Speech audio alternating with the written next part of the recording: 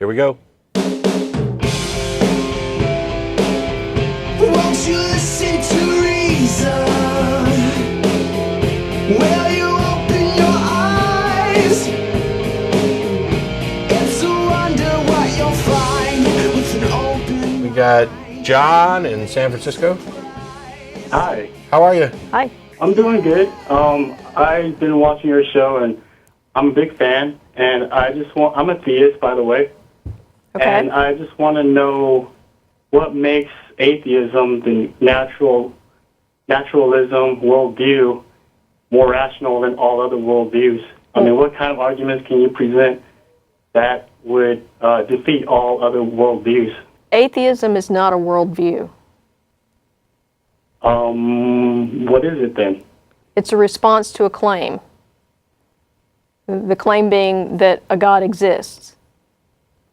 But don't they view the universe as non-contingent? They view the world as a certain way, particular way. They view evolution, science, everything a particular way. Nothing. There's no requirement for an atheist to believe any of those things. Naturalism is a worldview. Yes, naturalism. Yes, naturalism is. Yeah. But that's not the same thing as atheism. Actually, you could argue that in some cases atheism is the result of naturalism, and in other cases it's not. For example, you've got Buddhists, or the example we use a lot. The non-theistic brand of Buddhists are atheists, and they have a worldview that's entirely not compatible with naturalism.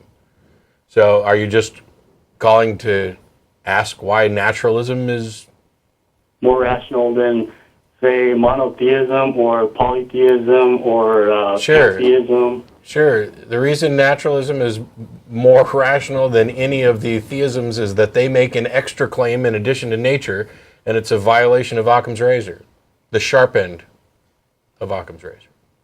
What justification does atheism have that God does not exist? Atheism isn't the assertion that gods don't exist.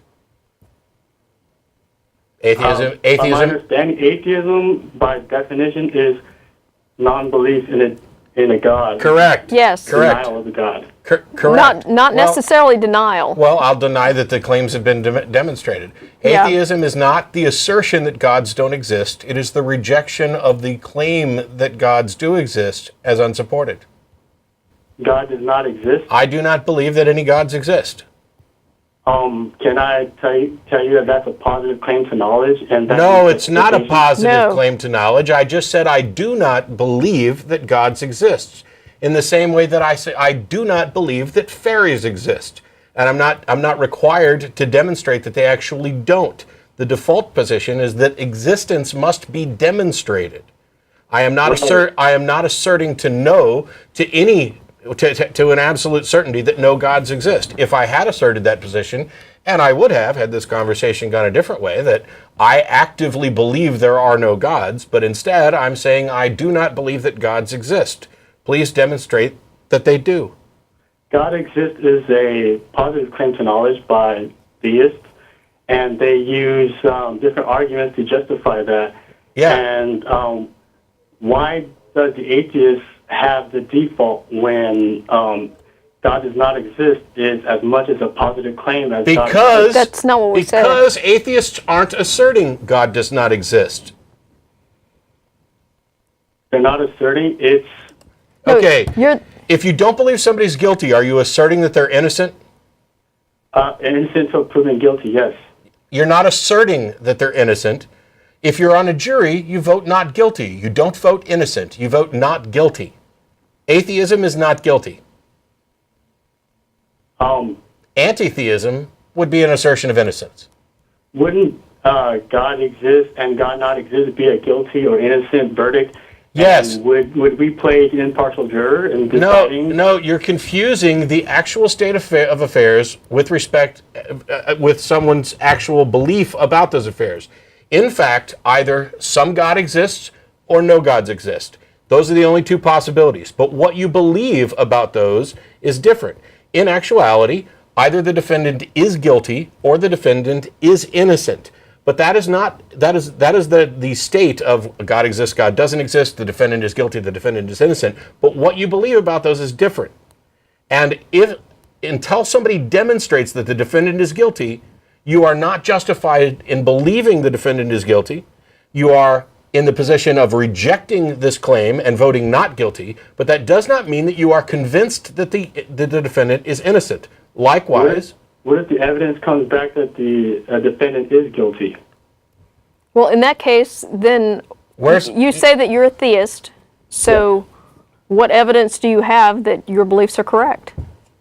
I have the different arguments that are presented by philosophers. Those aren't evidence. Those aren't evidence. Those aren't evidence. Can you define evidence? It's wow. It's something that demonstrates that your claim is true. It's data. But in any case, every one of those. Hang on. There are arguments and evidence. Evidence supports arguments. Evidence becomes the premises of arguments that lead to conclusion. You're saying that you believe because of the classical philosophical arguments for the existence of God. None of those are logically valid and sound. Please present one that is. The Kalam cosmological argument. The Kalam cosmological argument. Yes. You think that it's valid and sound and sufficient to demonstrate the existence of a God? I've went through every premise, and so far there has not been a defeater for each premise. I've been actually looking it up. No.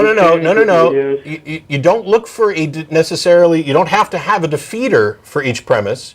You have to have a confirmer for each premise.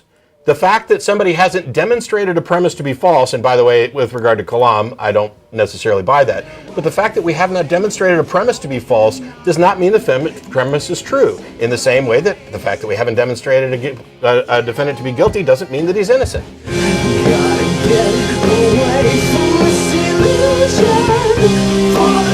The content of this video is produced by the Atheist Community of Austin, a nonprofit educational organization promoting positive atheism and the separation of church and state.